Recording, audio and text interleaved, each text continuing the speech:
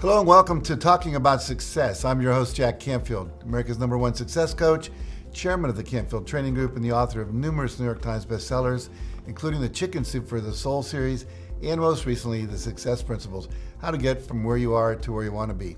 And my guest today is Dr. Adriana Popescu, who is a licensed clinical psychologist and empowerment coach with over 25 years of experience in the mental health field. She specializes in treating addictions and trauma and has directed a number of treatment programs in the San Francisco Bay Area. Adriana has also contributed to a number of books and workbooks with various experts in the field, and her own book is set to release soon. And with her patients, Adriana loves to bring the most innovative and effective tools to her work, empowering people to overcome their imagined limitations, release their self-judgments, and discover the brilliance within, creating a life of infinite possibilities. Welcome to the show, Adriana. Thanks, Jack. I'm so excited to be here with you today. Great. Well, we got a little bit about you in the introduction, but tell us a little more about exactly who you are and what you do. I'm a jack of many trades. So yes, I am a licensed clinical psychologist here in California, and I have a private practice, and I work with people all over the world also doing my coaching. I travel, I do workshops, and then I'm the clinical director at a women's rehab program called Avery Lane, where we've been able to use some of the tools and techniques like the energy psychology work that I do at the rehab, which has created some really, really amazing results for these women that have had horrific traumatic experiences and are dealing with mental health conditions and addiction.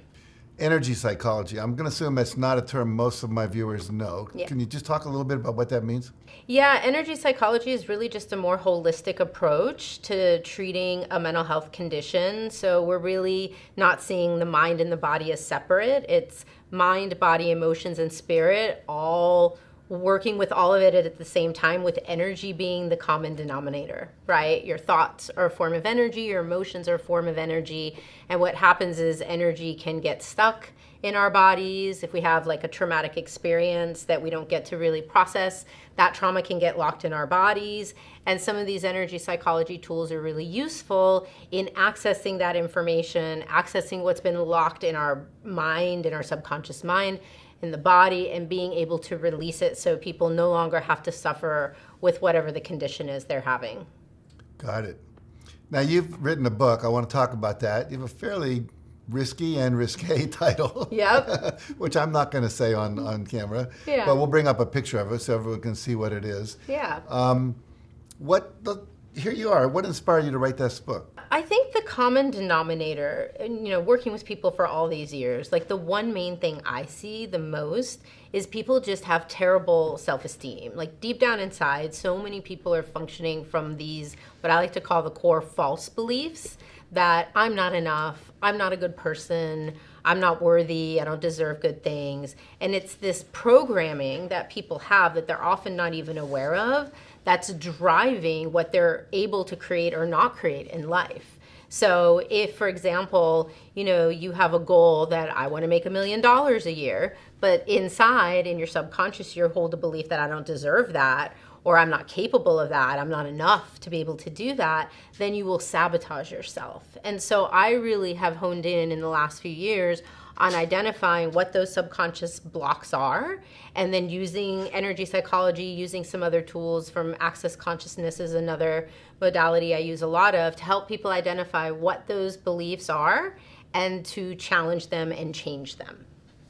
I think that's great, because I've been doing this work now for over 50 years. Mm-hmm. And I think one of the main things that stops people is their unconscious limiting beliefs. Mm-hmm. They don't even know they have them. Yes. And then they go to do something and they feel, they stick, they don't do it, they come away from it, and it stops them. Yeah.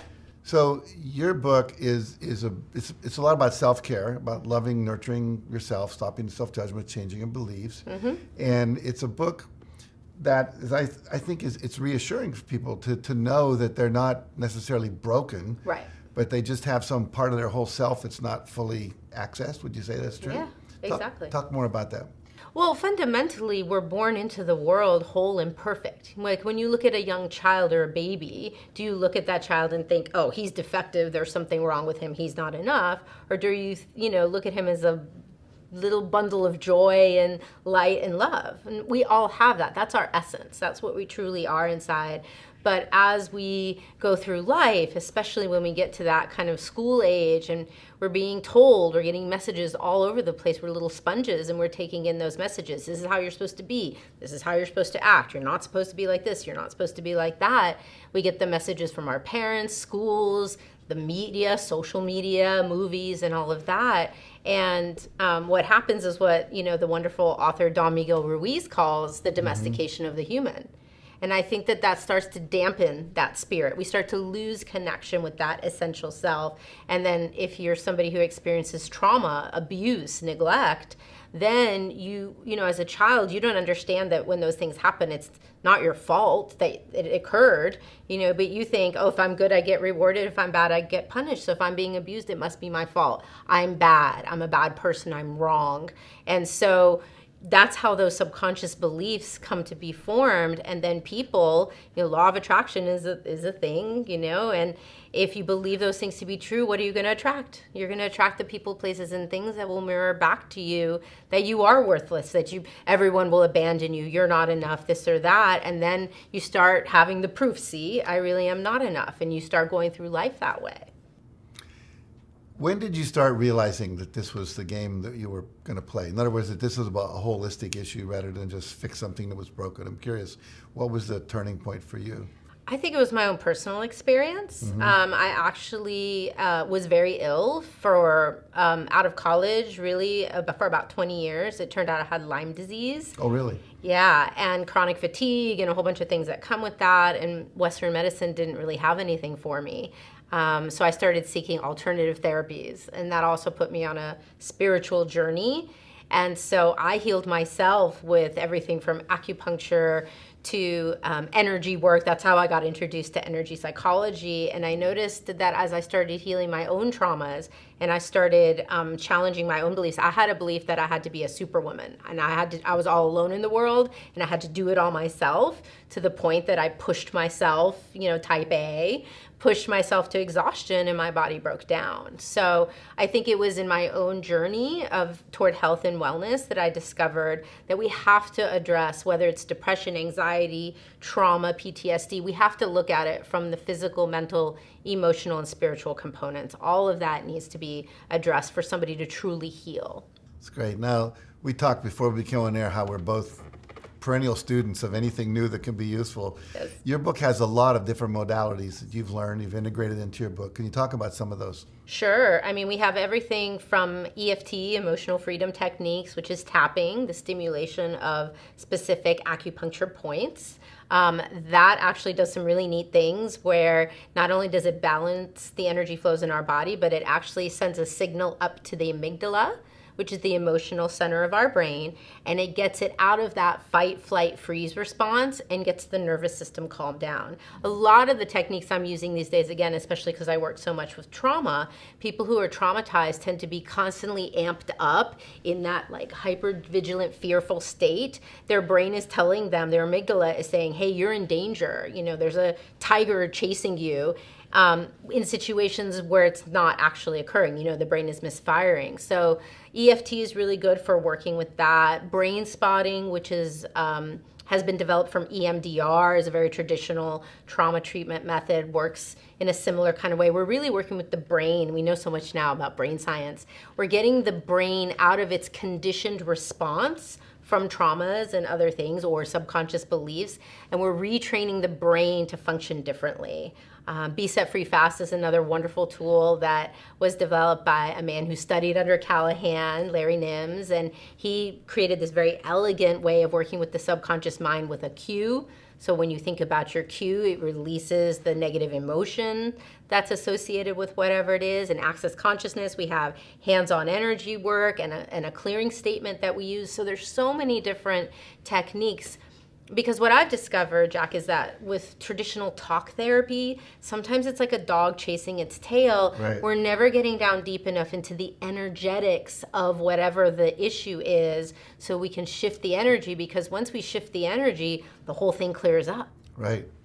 You mentioned cues. I'm not sure everyone knows what that means. Talk about that a little bit. Yeah, well, it's Be Set Free Fast what we do. It's kind of coming out of the hypnosis realm because Larry had been a hypnotherapist originally. You give a set of instructions to the subconscious mind. You say, hey, subconscious mind, every time the person uses this cue, this is your signal that you are going to start releasing all that emotional distress, upset, whatever it may be. So people could have a word like peace, calm, love, let it go, right? My personally is flow. Flow allows me to like release that energy. Sometimes people put their hand on their heart or they might do a visualization with it. But the idea is that that signal, that cue is telling the subconscious mind, which is really the kind of the repository, right, of all our belief systems, our traumas, all the stuff that we're not always conscious of, but like a computer is driving our whole life, we're not aware of those things. The subconscious is aware. So if we're addressing it directly, that's how we can create a release. Well, I love what you're doing. I love what your book's about because I want the viewers to realize, think of an iceberg and that little bit, maybe a fifth of it's above water and then 4/5 are below the water. And most traditional therapeutic approaches tend to work with the top fifth.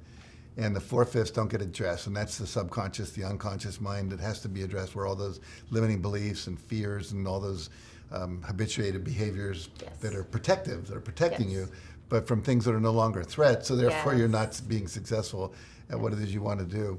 I think it's really important. I'm glad you're doing that, both in the work you do and also in your book. If you had one main message for our viewers today, what would it be? Well, it would be a question, really, because I love to work with questions. Questions empower. So it would be the title of the book, which I'll say in the G-rated version, is, what if you're not as messed up as you think you are, right? What if that idea is just an idea? It's just an interesting point of view. It's something you picked up very young in life, most likely. It may not even have come from you. Could have come from a parent who felt that way about themselves. I mean, think about your mom. You live inside this person for 9 months. You're swimming around in all her beliefs and thoughts and emotions and all of that. So, what if you are in fact perfect and whole and there's nothing wrong with you other than you think that there's something wrong with you? And if you were to change that way of thinking, how much more could open up? How many more possibilities could open up for you? I read a study recently about babies in the womb. And if the mother was in a state of fear, when the child was born, the back part of the brain where the amygdala is would be very big, and the prefrontal cortex would be small. And if the baby was born like in an ashram in India where all the parents were hanging out and being spiritual and there was no fear, the prefrontal cortex was larger. In fact, they even saw pictures, they almost look like aliens, like when these two big front of the head. So in the womb, the baby's already forming its structures of protection and beliefs pre-verbally. Yes. It's amazing. Yes. And so much trauma can happen pre-verbally as well. I write about in my book when I used to have recurrent nightmares my whole childhood and even into adulthood of falling. And then when I interviewed my mom, we do this for a pre and perinatal psychology class in grad school. I interviewed her about her pregnancy, and I had never known that about 8 months pregnant, she had tripped and fallen down a flight of stairs. And they were really worried. She was okay, but they were really worried about me. And that was the kind of dream I was having, where it was like falling. Yeah, and once I did some energy work around that and healed it, I didn't have those nightmares anymore. That's interesting. Yeah. That's very interesting. So if people want to reach you, if they want to maybe do some therapy or find out more about your workshops or maybe hire you as a speaker or whatever, and also find out about your book, where do they go? My website is probably the best place. It's adrianapopescu.org. And we'll probably put up a little thing there because it's hard to spell. I'm also all over the social media. So all the different platforms, Facebook, Instagram, YouTube. I have a lot of videos on YouTube. So I'm easy to find. And your book will be on Amazon, I take it? It'll be on Amazon and everywhere else. BarnesandNoble.com, all the places that we expect to see a book. Yes. Any final words?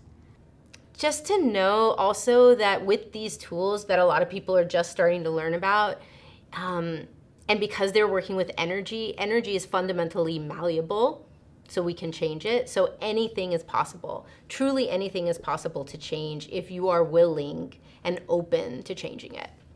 I agree. Well, thank you for doing this work. It's important. I'm glad there are more and more books coming out about this and more people doing the level of work you're doing. And if you're watching today, I would really recommend check out her website, get her book when it's available, and do the work. The work's important. Many of us shy away from it because we don't understand it. Maybe we're a little bit afraid of it. But I promise you, if you do this kind of work, it'll transform your life. So thanks for watching today, and look forward to having you back here next week when I'll have another expert on that can help you live a more happy, healthy, wealthy, and abundant and fulfilling life. Until then, take good care of yourself.